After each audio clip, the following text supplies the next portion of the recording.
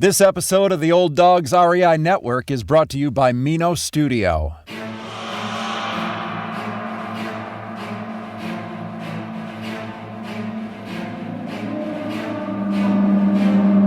In a world where jobs are how most people make money, one man, one desire, one challenge dares to break the mold. Welcome to the Old Dogs REI Network, where we don't work for money. Money works for us. Coming soon. Viewer discretion advised.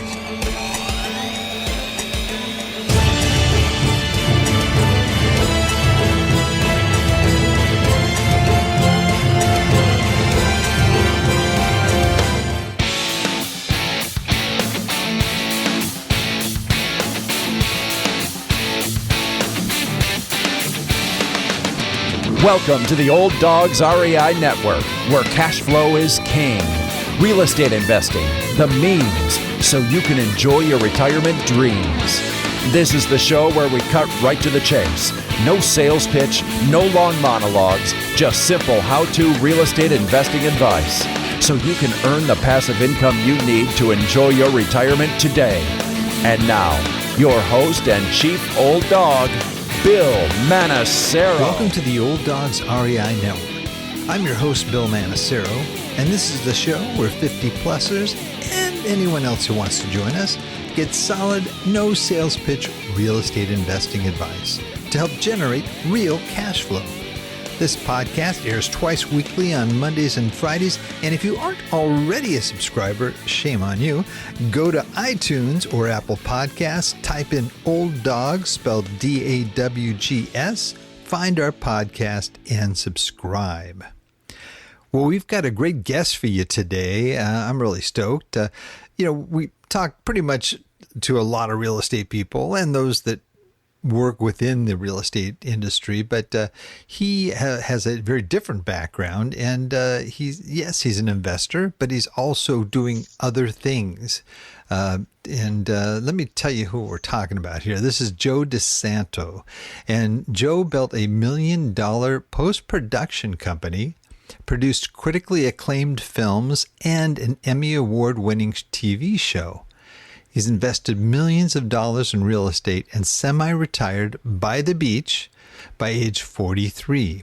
He's now sharing a lifetime of fiscal know-how via Play Louder, an invaluable resource that helps individuals and business owners increase their net worth and plan better for their future. Well, Joe, welcome to the Old Dogs REI Network. Hey, Bill. How's it going, man? Thanks for having me. I appreciate it. It's going great, man. It's great to talk to you. I've been stoked and really curious about Play Louder and what it does. But, we're a bunch of old dogs here. We love to, hear people's stories, Awesome. And so I'd love to kind of hear, where you're, where you kind of grew up, what you did, and to get to where you are today. Sure. Yeah. Happy to go into the old backstory. Well, I'm originally from Providence, Rhode Island, so I'm a New Englander, East Coaster, and grew up there. Went to college in Massachusetts, UMass Amherst. If you got any UMass grads in your audience, and after that, I headed to New York for a couple of years to kick off my career. I'm not a quote unquote real estate professional in the sense that I do real estate solely for a living. That wasn't my business. I actually ended up owning a post-production company and a production company in Los Angeles. But yeah, I actually, strangely was a photography major in college, but got into digital imaging, went to New York, kind of found post-production, which if any of your audience isn't familiar with that, what that is post-production is we would make television shows, feature films, television commercials, music videos, any kind of online media. And in that process, when you shoot the material that's going to be in your video, that's the production part. You go out with a camera, you go on location, you have your actors, all that stuff. And then you quote unquote get it in the can. back before digital media, everything was shot on film, and the film would be taken out of the camera and put in the film can. So that's the whole get it in the can thing. But after that, that material would be sent to the post-production company, or editorial company, sometimes it's called, and we would edit it together and then do all the other processes to get the media into its intended final form, and then we'd deliver it to the network or the ad agency or the, wherever it needed to go. So I got into that business, and I always wanted to own my own business. It just was, for whatever, I guess it's partly because my family owned plumbing and heating business in Rhode Island. So, growing up, my dad owned a business, and that kind of seemed like a good idea to me. I think when your parents own a business, it does sort of cement this idea that that's very achievable. So I wanted to do a business of my own. I didn't want to do plumbing and heating. But I found post-production, and when I got into it, I saw that it really would be kind of a perfect business for me to own. It was a good combination of visual arts, which I liked, but also technical stuff and computers and things like that, which I also liked, and it was a good viable business, that I could manage to start, I felt, at some point. But I worked in post in my 20s, for other people, a couple of years in New York, and then I decided to move out to Los Angeles. Because New York was extremely congested for me. I'm like a little neurotic, and it's really like claustrophobic there. But and I went to LA to visit, and I was like, wow, this place is awesome. It's funny, when you live in New York, everyone that's from New York is like, oh man, LA, I'd never move to LA. I could go visit there, but just living there would be terrible, And so I always thought it was like this weird, terrible place. And then I went there, and I was like, what the hell are these people talking about? LA is awesome. It's like beaches and mountains, and it's beautiful, and the weather's great. But anyway, went there, kept working in post-production, eventually saw an opportunity to start my own company, and was able to do that, and did that with some partners of mine, and did my own company till I left LA about almost 3 years ago now, in 2018. But along the way, the reason I'm on your show, I guess now, is that I was always very much into business, obviously, but also into personal finance and kind of I'm a planner. I'm a Virgo, so I was always looking, to plan best for my future, and obviously investing is a really critical component of getting to what I like to call the promised land, or retirement, or financial independence, as the kids like to call it today. And I just started, for whatever reason, I always liked real estate. It seemed like a good investment to me. It was an investment that I kind of understood. Like with the stock market and stuff, you're just kind of throwing money out there into this void, and you don't have anything to do with the business. You don't know what's going on with it. It always seemed very risky to me, because I really just didn't understand the companies I was investing in, and how good they were, how, what their performance was. And I didn't have time to go in and, sit on call, quarterly calls and listen to that, and go read financial statements for multinational conglomerates. I was working. So I really liked real estate. It was a simple thing for me. It's a simple concept. It's a simple business. You have rental income. You have expenses. You have some major systems in the house. I think also because of my family's plumbing background, that, it didn't seem scary to me to own a house and have to do some repairs and all that sort of stuff. So I just always wanted to own a house and get into that. And after I bought my first house and really saw the value of real estate, I kept pursuing that as my main investing strategy, essentially. And even today, about 75% of our money is in real estate. But so, since I bought my first house in 2004, and I do consider your residences investments. I know your audience is a bit, older. They're old dogs, so they probably own their houses and all that. But when I talk to young people, I thoroughly recommend them buying a house. But I've done since then. I've done about 16 different properties. I've done 3 residences. I think about a dozen single family rentals. I bought 2 commercial buildings and did large scale renovations to actually house my businesses, and did 1 land deal. And so It's been very successful for me. I mean, it really, investing in real estate sort of catapulted my ability to kind of semi-retire early. It really grew my net worth. And now that real estate is providing a chunk of my required monthly income to be in this sort of part-time work state that I'm in. So I just have a ton of knowledge about it.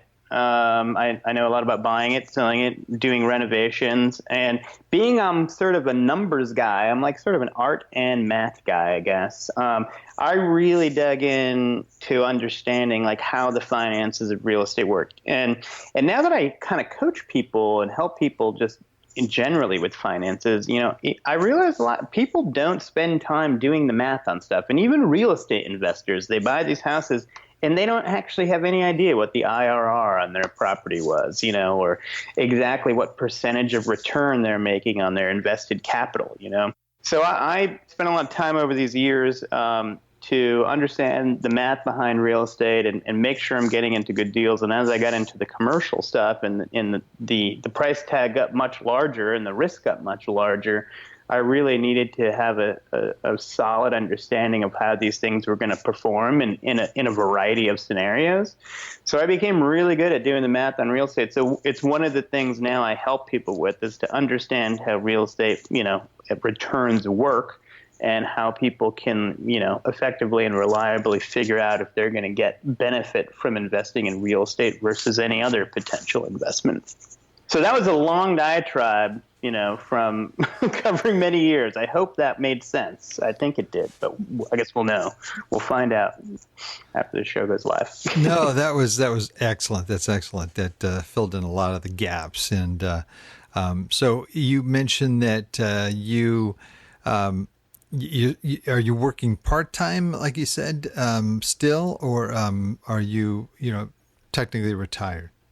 Well, I call it semi-retired, and I work part-time. And what ended up happening, after I left my businesses, my partners were nice enough to cash me out. And I wasn't planning on working like a ton. I was going to kind of manage my small real estate portfolio. But my partners offered hey, you've been doing the finances of business for this whole time. What if we just pay you, monthly retainer and you can keep doing the finances from afar, just remain the CFO? And I was like, yeah, that sounds great, actually. That's perfect. And then other friends of mine who own businesses in Los Angeles were like, when I told them I was doing that, they were like, hey, are you doing that now? Would you do that for us? Because we really need that, And it just kind of naturally grew. So now I have about 6 clients that I kind of do monthly retainer work for. And then I decided to start a blog, the Play Louder, because I wanted basically to share, the knowledge that I sort of had amassed and, to individuals, who really, aren't maybe in the position to pay someone on a monthly basis to guide them through all this stuff. So that also evolved. And so now I do the retainer work, and I also kind of do individual coaching, and I have some courses on, achieving financial independence, on doing really good real estate investment analysis, and also the benefits of incorporating yourself and owning a business. Naturally, what started occurring is I got more clients, business clients, to be essentially a fractional CFO for. And then I started the blog, Play Louder, because I did want to be able to give this information I've amassed over the years to individuals, but to people that probably, don't have the money to pay someone on a monthly basis to guide them through these things. So my blog has evolved, and through that, I've ended up coaching individuals, and now I also have courses both on, how to achieve financial independence, on how to do really good, reliable real estate investment analysis, and also how to incorporate in the benefits of owning a business, both for income and time management and tax efficiency and all that. All of that work, ultimately, I'm still doing in a part-time capacity. And now that I'm sort of semi-retired, what I mean by that is that I'm not really worried or focused on saving for retirement. Our retirement pot of money is pretty good. And as long as that keeps growing in the investments that it's in, I'm comfortable for a future permanent retirement of no work. But between my part-time income and the income I have from the real estate investments, I basically am able to live a nice, comfortable life in Florida. I moved to Florida, like I own my house outright, all that sort of stuff. And I'm able to spend more time with my kid, which, when I was still owning the business and under the stress and time commitment of all that, I wasn't really able to do that so well. So investing in real estate ultimately has put me in what I think is a very favorable life position, I guess. So I try to communicate the value of it to both my clients from a business point of view, all the people that I coach, and obviously when I come on shows and talk about it, kind of evangelize the benefits of it. But, real estate, it's not the only investment out there. What I think is really important for people to do is, if they're thinking about real estate, is like, think about that. Be like, real estate's just an investment. And it's like, unless you just are going to go sit in front of the rental properties you own all day and just look at them, they're not doing anything for you except either growing your money or making you spendable money today. They're not the only thing that can do that. So it's really critical when you invest in real estate to do the math and get a real understanding of how your properties are performing and how are they performing relative to other potential investments that maybe don't take as much time. Because the reality is, as much as people call real estate a passive thing, most forms of real estate investing are not entirely passive. Some are not passive at all. They're extremely active, and you essentially work for the money. So I like to educate people on the differences of those active versus truly passive type of real estate investments. Look at the potential returns and or actual real returns if they actually own stuff, and then decide, and determine if they're making a good return versus other potential ways they could invest their money. And for me, I do the math on all the properties, and historically they have performed, better than other potential investments, I think, pretty significantly, and for less risk. I do think that real estate is a less volatile vehicle, and it has a lot of investment benefits beyond things like stocks and other stuff that is traditionally available to your average person.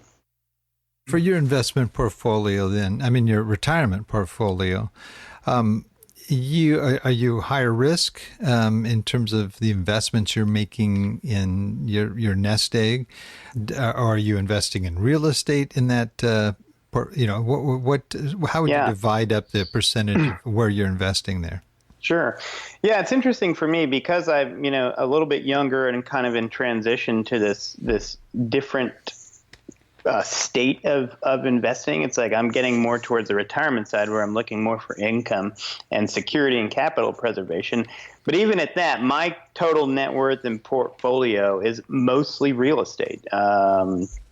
And I would say, well, I'm adjusting it a little bit, but it's probably currently about 75% real estate. I'm going to start slowly ratcheting that down to maybe be 50% real estate and 50% other investments, probably just market investments.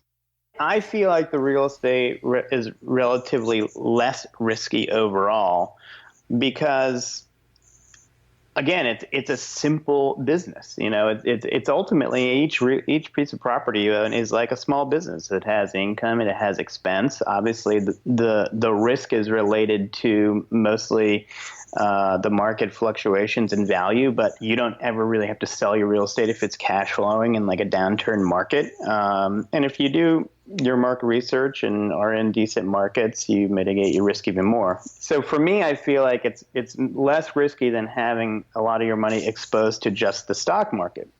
Obviously, you can go much further risk with your investments by doing fixed income and things like that. So depending on your age and all that, you might want to even go less risky than potentially real estate is. But for me right now, it's about 75% of our portfolio, and it produces about maybe 40% of our monthly income. And the rest of our monthly income I get through my part-time work. Gotcha. So that's our overall profile.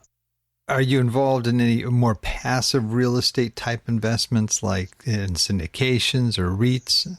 I'm actually currently looking at syndication. So I have to say, like when I was younger and honestly wasn't an accredited investor, getting into syndications, well, one was harder, but also there wasn't as much information about syndications. Like just in the last 10 years, with the amount of knowledge that's available on podcasts and YouTube and all that sort of stuff, just generally speaking, you can get a lot more information about syndication deals. But then add on top of that the crowdsourcing platforms like Fundrise and CrowdStreet, you even have more availability to get to syndication type deals. But that wasn't as available when I was more actively investing. And I always kind of had this feeling that I wanted to own the house myself. I felt more confident about that. I think right now, because I'm looking to be less active and even more passive, I am actually right now considering a syndication deal. And I do think that is ultimately the most passive form of real estate investing. I mean, if anything is more passive than that, it would be REITs, which to a degree, REITs are, they're not syndication, but, they're pooled money that goes into real estate that does pay out cash flow. They're similar, but obviously they're different in that they're publicly traded instruments and syndications are private placements. I do think to a degree, if you're looking for cash flow, like if you're retired and you need the spendable cash, I think you're very much going to be more successful probably in a syndication deal, specifically syndication deals that are focused on cash flow, because obviously with any kind of real estate deal, whether you're doing it yourself or with partners or you're buying into a syndication, there's a different profile there. And, triple net commercial is going to be, probably the kind of deal you're going to want to see if you're looking for the most steady, like highest yield on cash flow. Obviously, in most cases, when you get that higher yield on a monthly or quarterly basis, you're going to give up some internal rate of return, and essentially long-term appreciation on your investment. So you can get anywhere on the spectrum with syndication deals. I'm finding you can go into the value add and look for more appreciation over a 5 to 10 year timeline. Or if you're focused on cash flow and you want and need the spendable cash today because you're in, an early retirement or retirement, you can find that kind of deal. And I think if you're really needing the cash flow, I almost feel that the syndication deal is a safer bet because single family rentals, particularly if you're doing turnkey, like if you don't want to manage them and you want the single family rental just to kind of be hands off, well, that would sort of be a turnkey thing, like fully managed and all that. I think the cash flow there, especially if you're buying something today with the inflated prices, you're very likely going to be no cash flow, very likely also potentially going to be negative cash flow because of the management and because of the fact that not only does the management cost money, but I think when there is a manager and the tenant's not dealing with the owner, I think they complain more. I think the manager is incentivized to find problems to fix because they might mark up on all that sort of stuff. So if you're actually retired and needing the cash flow for sure, I would lean personally towards syndication probably more than owning single family rentals. Just because the single family rentals, the cash flow can be very, all over the place. Sure. You know what I mean? Well, where are most of your rentals? Are they all in one place or are they all over the country? Because I was in California and I wanted to do real estate investing, it was hard for me to find any, to do anything in California. Stuff was just too expensive, number one, and the rental laws there kind of scared me. I had known some people that had rentals and got squatters and, couldn't get them out for 6 months. So I looked elsewhere. So I started buying like kind of turnkey properties in different states. So I had owned a couple places in Austin. I got into Austin. It wasn't even turnkey really back then. That was the first place I bought an investment property. So I had 2 there. Then I bought 3 properties in Kansas City. Those were actual real turnkey. I bought 3 properties in Memphis. Those were turnkey. And I slowly, since I moved, and a little bit before I moved, I decided to start selling off the turnkey stuff in Kansas City and Memphis, and I bought a few properties in Florida near where I live now that I could manage myself, because without the management and for the reasons I mentioned earlier, you just do better on the single family rentals if you can do the work and manage them. It's not a tremendous amount of work, especially if you don't have that many doors, but it's work. You got to deal with stuff. And the more you do yourself, the more money you make, on the property. So now I only own one property in Memphis left. And then the properties in Florida I bought, they were more expensive. I decided to kind of shift the focus and go a little bit more towards the A-class neighborhoods, because even though I was paying a premium on the house, I thought I would get a more stable renter and someone that would stay longer and maybe take better care of the houses, because the stuff I was in Kansas City, Memphis, the more B-class, and just running into a lot of maintenance issues that I felt were like either tenant sort of caused. And that strategy's turned out to be true. I mean, I have better quality tenants. I'm kind of in A-class neighborhoods. I pay a premium, but I get more steady cash flow, actually, because the tenants are better. They complain less. They actually maintain the houses on their own accord more. And then, of course, I'm not paying management. So I got two houses near my house there. I got the one house in Memphis. And then on the commercial side, when I owned the businesses in LA, it's kind of funny. When going back to my first house, I saw the value of, a lot of people say that your house isn't an investment, but I think it is, because the reality is if you don't own a house, you're going to be renting anyway. So when you own a house, you're not really like, you could look at it like, hey, I'm just a renter. I just happen to also own the house that I rent. And when you look at it that way, you can actually calculate a return on your invested funds, and you get a lot of great tax benefits, not just for owning the real estate as the owner, but also being the occupant. And it's funny, when you own a business and you go to buy we own a business. I saw the value in owning property. It appreciated. I was able to tap equity. That helped me start the business. I was like, after a few years of our business, we needed a bigger place. And I was like, we should just buy a building. Why wouldn't we do that? We're going to be paying rent anyway. I just kind of adopted the idea. I saw the value of owning my house. And when you buy a commercial building as a business owner, the relationship there is very true. You always buy the building in an LLC, and your business is the leased tenant, right? So the relationship is clear. Your business is a tenant, but you are just an owner of the real estate.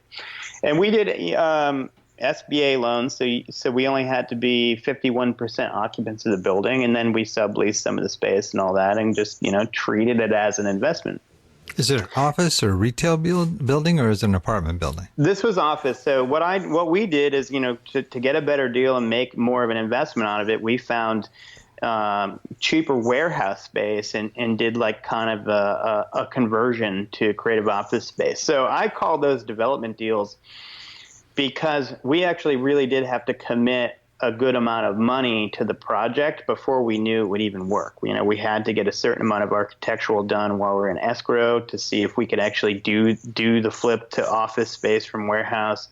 We had to commit, a long escrow, and we had to commit hard money to the escrow in order to like keep the escrow alive. So, and we had to do all that before we officially knew that the city would bless our plans. I did all the renovations myself and managed all that. So we did two buildings, not at the same time. We bought our first one in West Los Angeles, for your listeners who know LA, by Bundy and Olympic. And we were there for about 8 years. It took about a year between the purchase, escrow, and build out was, I don't know, maybe 15 months. And then we owned the building for 8 years. And we bought it right before the financial crisis. Actually, Lehman Brothers did the loan on our building, which is totally crazy. And it's actually a great metaphor for the whole process of getting the build out done. But then everything came back. We decided to sell it so we get a bigger place with more parking, sold that, made some money, actually made really good money. We tripled our cash investment, each of us pocketed, half our winnings, and then put the rest in the new building. And that still exists, and my company occupies that building, and that is a big chunk of that 75% of real estate holdings that I mentioned, and it does produce really good positive cash flow for me. And we were able to actually get a refund done after the COVID thing and lowered the monthly payment, and naturally that increased the positive cash flow quite nicely. I'm just a 25% owner in that building still. I guess I can't even remember where I started this story. I'm a talker, if you haven't figured that out. Sometimes I get lost in my own story, I'll be honest with you. It's great information. And whereabouts are you in Florida, just out of curiosity? We live in the Tampa area. Oh, okay. And I was just there. Were you? Yeah. Okay. St. Peter's, St. Pete's. Petersburg, and went to Tampa too. Did you go to Dunedin? Because we live in Dunedin, which is one town north of Clearwater. Okay. No, I went through Clearwater, but I didn't. I don't remember the name of that particular town. But beautiful area. I love it up there. Yeah, it's great, man. We got lucky in finding it. To be honest with you, when we left Los Angeles, we originally went to Austin. Partly because we owned real estate there, and one of our properties needed a renovation, and we were like, oh, well, we'll go renovate it and we'll move into it and we'll see what we think. And, we were there for 3 months. We really didn't like it. And then we decided we renovated the house. We're like, instead of moving into it, we're just going to sell it and we're going to try one other location. And we're like, we miss the water. We want a small town with a main street. We started just looking it up on Google, and Dunedin kept coming up in searches. So we went there and we really liked it, and we haphazardly moved there, and it's been a success, luckily, and we really like it. That's great. And no state income tax. So. Oh yeah, I know. That's what I love. I visited Texas, Florida, and Tennessee on a recent trip, and they're all no personal income tax states. I love that. It's really critical. That's a lot of things I teach.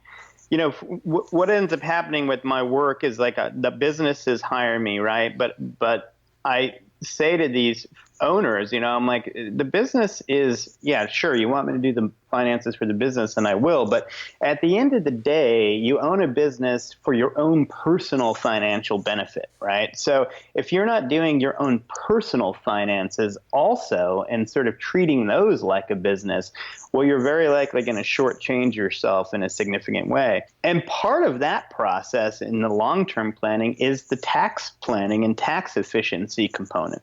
And so by moving to from Los Angeles to Florida before I sold all those houses in the Midwest, well, when I took all the gains on those houses, well, now I'm in Florida and I'm only paying federal tax. I'm not paying state tax. And thereby I'm keeping way more of the money that those properties have made, and I'm making the compound annual growth rate, for those originally invested funds much higher, and making it a much better performer against, the stock market or some other thing. So tax planning and understanding how taxes affect your investments is really critical, particularly in real estate, and understanding if your real estate is really performing better than alternatives or not. This is fascinating. I think one of the things that really just kind of boggles my mind here is you were a photography major. It sounds like you're more of a CPA major. I mean, I'm like an accounting major. It's so funny because I've never taken an accounting course. I literally learned everything I know about accounting by using Quicken from the age of 20 when I started using it in college. But I am a numbers person. I did much better on the math SATs than the English. It's just so I'm an art and math mind, and I got into photography because honestly, photography is a technical art which involves a lot of math. So photography, architecture, post-production, they're all very technical arts, and that's why I kind of gravitated to them. But yeah, I love math too, and I love finance, and I love investing, and I just sort of educated myself. But ultimately, I just call myself a do-it-yourself entrepreneur. I like. You're learning as you go along. It's which is sometimes a good way to do it. You definitely have your ups and downs, and that's one of the things I wanted to address you is as you were sort of making your way here, trying to develop this mechanism to sort of give you that financial independence. And what would you say was maybe a big mistake that that might have happened, or one of your biggest mistakes that you learned from and sort of redirected yourself? Well, I would say a mistake I made in real estate that cost me money was when we bought the first commercial building for our business. We did a renovation, and like I mentioned, we literally closed on the building in March of 2008, and Lehman Brothers did a loan. But honestly, they were supposed to fund on whatever day it was, and they didn't fund it for 3 days, which is very weird. And no one really understood why. And we got the lawyers out, and then finally it funded after 3 days. And everyone was like, wow, that was so weird. And then cut to 3 months later, and they go belly up. And then we're like, oh, I get why they didn't fund it. They were like, shouldn't even be. Oh, man. But yeah, so we go into the renovation, and we have our contractor. Our contractor goes belly up and during the renovation, because all this work dried up. And naturally they were, as many small business people do. I didn't do it as a small business owner, but just, they pay one job's vendors with another job's money, and they're, Rob and Peter pay Paul, and eventually it all works out because new jobs come in, and, but it's a risky way to manage your cash flow. And it's usually because people aren't really good at managing their cash flow. And so all their future work dried up. They had no more money coming in. They had used a bunch of our money to pay vendors on other jobs. And then just my subs all stopped working. And I'm like, what the hell is going on? And they're like, we haven't been paid.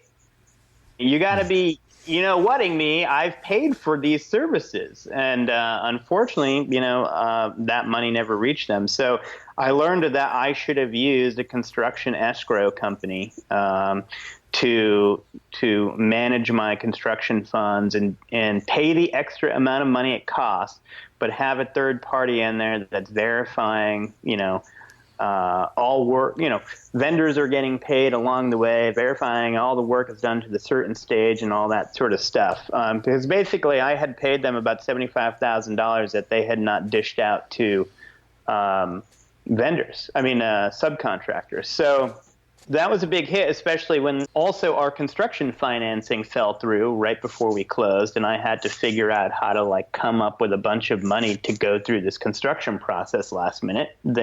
Our bridge loan company literally went on business right around April of 2008. So it was a crazy time, but if I had spent the extra money and had a construction escrow company involved, that would have saved me a bunch of money. So the next time around, because, it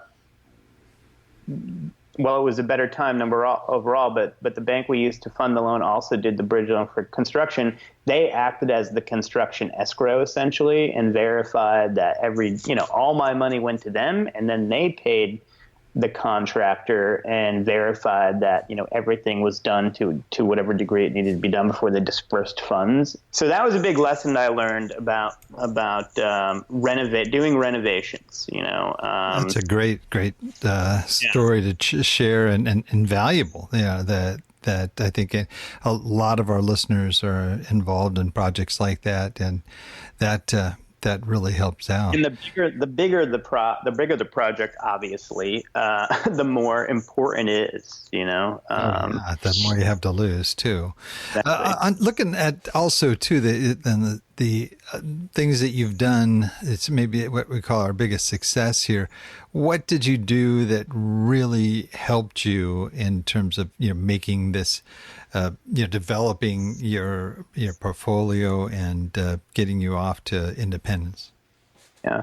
Well, I kind of credit, to be honest with you, I know it's a simple thing, but buying a house and then buying the buildings for my business, I really credit it as an important thing that was really critical to a lot of my success. It's and it's because I always try to piggyback, like whatever I'm spending money on already, and hopefully I'm making money through that expenditure. Well, what else can I do on that expenditure that could make extra money that, was not my initial intention, right? So with buying a building for your business, it's simple. It's like, well, I'm going to be dishing out rent. I have to pay rent in order to operate my business and make the money that my business is going to make me. I need a location. Now, actually, ironically, nowadays, the last 5 years, you can do so much more online, and you almost don't even need a location for many businesses. But this was what back then, and in post-production, you need a location. Sure. So saying to myself, well, great, I'm spending money, I'm making money on that money because I own the business, I have the location. Well, if I put that money towards owning a building, if I now become the owner of the space that I am renting, well, I'm getting a 2-for-1 on my money. It's like I've now piggybacked on that. And I did that in business in other capacities as well. It's like, we built our business. We had all these computers and systems, and we were able to do all this kind of work for TV and film or whatever, but we weren't always at capacity. And I was like, how can I squeeze more value out of this money I spent? And we got off into side projects that, we thought might either produce additional revenue or at least do, value add or essentially be marketing devices. So we started to produce our own content, and that grew into basically us producing an Emmy-winning TV show for HBO. We decided to create our own website, comedy entertainment website that we could use all our interns to make videos for. Well, that educated me on the entire world of online media, and now I put to work for my own website. So I was always looking the way to piggyback on stuff I was already doing or money I was already spending, and like get the most value out of the expenditure I could. And it's an ongoing process. But you need 2-for-1s as you can get. I tell you, it's great. You bought the building you worked in, you bought the house you lived in, and you had all this equity. It's awesome. Our audience are primarily folks that are 50 years and older.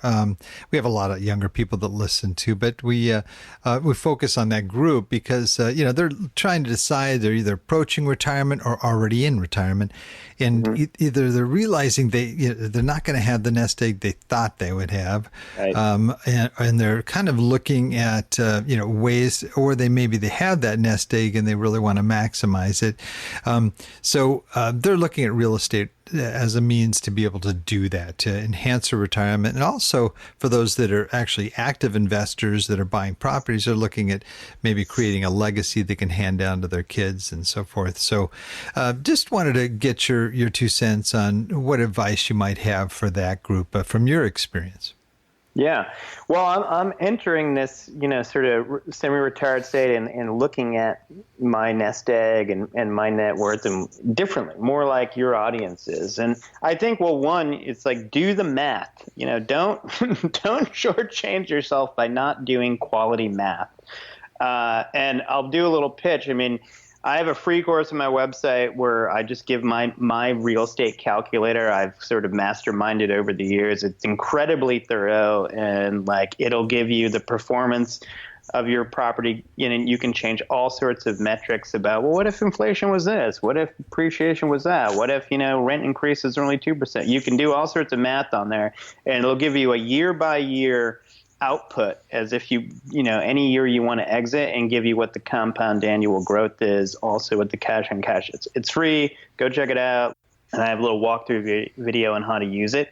So definitely do that, because if you're in retirement and you're really going to be reliant on cash flow, you have to understand what that potential cash flow is going to be, what the variance is going to be, and how reliable it's going to be. And I guess my advice would be, if you're 50 plus and you want to work less and you don't want to manage properties, I would be wary a little bit of single family rentals, particularly right now at the prices they are. I don't even think you can get much cash flow on single families rentals right now. And I would look more towards, the triple net commercial stuff, and you're going to find that through syndications, is what I'm finding. So if you're looking at, I mean, the other thing is, maybe multifamilies, or,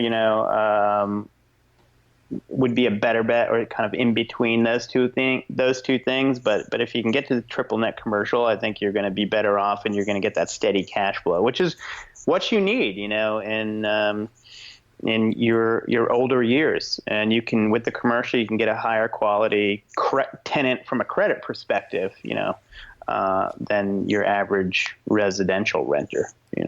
Great. Well, you've created really this great little machine here where you've got all kinds of different income sources. What excites you about the future? What's sort of your end game, or is there an end game, 10 years, 20 years down the road? Well, my end game, it's probably the same as it was 20 years ago. It's like to work my way towards as much freedom of choice as possible. I really like working, so I don't have a problem working. But, after I had my kid, I was like, I don't want to work this much, and eventually you get tired and you almost get forced out of the work world anyway. But you want to have as many choices as possible. And not sort of be, relegated to a very limited lifestyle in terms of quality of living and all that. So I'm always looking for ways to, even as I get older, and it's find more passive streams of income that, some take zero work, some take a limited amount of work. That's where my website and my courses and things like that, and things like affiliate marketing and other online sources of income come into play. So that's a component. Real estate is a component. You can find income and appreciation in the stock market, obviously through dividend investing and stuff like that. But the stock market is very, very inflated right now too. But if the stock market takes a big dive, there's, competing opinions about this. With the amount of stimulus that went out there and the kind of sort of weirdness of the economy and the fact that the stock market is just crazy overpriced, I wouldn't be surprised that, we do have another big reset in the stock market. And you might find a lot of good income opportunities there through blue chip dividend stocks, that just come down in price with everything else, because the overall economy gets a little weird. So that's something to look at too as a possible source of income. That's great. Time's going to zip by here, and sure. We have a segment here we call Wrap It Up, and I ask you a series of real quick questions here so you can share resources that have been of value to you with our listeners. So if you're ready, we can go ahead and wrap it up. I'm ready for the bonus round. Let's do it. All right. Favorite real estate book? I really like The Loopholes of Real Estate by Garrett Sutton. It's like an easy read, but it's just chock full of really good, valuable stuff in there. And I've taken a lot out of that book over the years. I would recommend that. Good recommendation.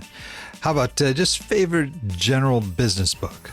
I like Good to Great by Jim Collins. It's certainly more relevant for me when I owned a business with employees and building my team and, getting good people on the bus, quote unquote. But I really liked that book. And I actually really like reading the book Icon, Steve Jobs, the second greatest act in business history. What a just crazy guy that Steve Jobs is. Nothing unique, but he really is sort of a mastermind. Almost a sociopath, I think.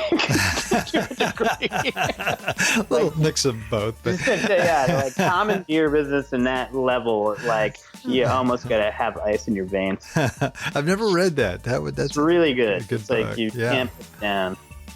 How about a valuable website that you use now? Yeah, of course, other than your own, that is valuable for you and what you do.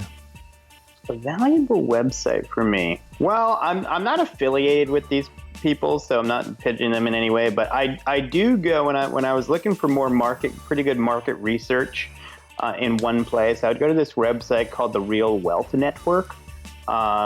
It's basically a real estate website. The owners of it, they essentially make money through affiliate marketing. They provide info and then they guide people towards different service providers in different markets for turnkey and management and all this sort of stuff. And they do syndications. But I felt that their market research was good, and they have a lot of content around all the better markets to do turnkey in and get cash flow and things like that. So I think it's a good resource. Yeah, I think isn't that Kathy Fedke? I think it is. Yeah. Yeah, that's great. Yeah, she's been on the show. How about favorite app? Anything on your phone that you use on a regular basis? God, I'm trying to use my phone less and less, but Man, I'm joining that club. yeah, it's just like and I don't even do that much social media, but I guess I like Slack because it's gotten a lot of work related texts out of my regular phone text thing, and I can close it and just turn work texts off, so Slack has been helpful for segregating my work texts and messaging, into an app I can turn off, essentially. Great. That's a great way to describe it, too. That's excellent. How about a favorite quote? I don't even know if this is an official quote, but by anyone, but I would like the quote that luck is merely preparation meeting opportunity. That's great. That's great. Yeah. I'm not sure who said. I think I've heard that I don't know before, who said that. I think I can look it up. We'll find out. It might be. Yeah. That's great. Maybe it is you. I'll look it up and I'll say, hey, Joe DeSanto. The reason I like that is because, admittedly, and I think it's true for any investor, you gotta get breaks. It's like part of the reason my real estate's worked out so well is because I've been the beneficiary of a good amount of lucky breaks. But it's not just luck. It's like I put myself in a position to take advantage of the breaks. If you don't get in the game, well, it doesn't matter how many lucky breaks are out there. You're not going to get any of them, right? So it makes me feel better about the work that it takes to be lucky. And here's our final question. If you lost absolutely everything you have, all your assets, and all you have left is $1,000 in cash, knowing what you already know, what would you do with that $1,000 to relaunch your business? Oof. I don't know, Bill. That's a tough one. I just hope that doesn't happen because I don't want to say, it can't be done, but it wasn't easy. It'd be hard to start over, at 50 with $1,000. I might just commit to meditation for the rest of my life. Yeah. Or hop on a plane to Costa Rica or something, right? Yeah, one-way ticket to Costa Rica. That would take some more thinking. That scares me, that question. I'm sorry. Yeah, it is a scary question. You think about it, especially when you worked real hard for something. But usually we have like real estate guys on, and I'd say a lot of them just say, I would sit down with the people I know that, that have financed me in other times and would get them to invest in a building or a project or whatever it is and go from there. So what I might do is I might turn to my son and say, I have $1,000. I'm going to need to live in your house for the rest of my life. I hope you I'll give you as much advice as I possibly can. Yeah, okay? we'll wait another 20 years and stuff. You probably will be living in your son's house. You never know. Okay. All right. Well, Joe, this has been great. It's been a blast having you on. I'm sure there's a lot of people listening that would like to find out more about you, what you do, and your great website. How do folks do that? Yeah, my website's the place, playlouder.com. Like I said, I got a lot of free content there. I think it's pretty valuable. And of course, if you wanted to work with me in a coaching sense or consulting sense, you can reach me through there. I'll also say, I mentioned, that I have a free course, which is my real estate analysis worksheet and walkthrough video. But I do have a paid version of that really walks you through understanding real estate profits and how to prepare really well when doing a purchase. And for your listeners, if they go and want to buy it, if they use the coupon code OLDDOGS, I'll give them 60% off. Awesome. That sounds great. Good deal. Well, wow. Thank you very much for that, Joe. Absolutely. We do have a tradition here. We're called the Old Dogs REI Network, and we have all our guests close us out with the best old hound dog howl that they can do. Are you ready for this? I'll do it.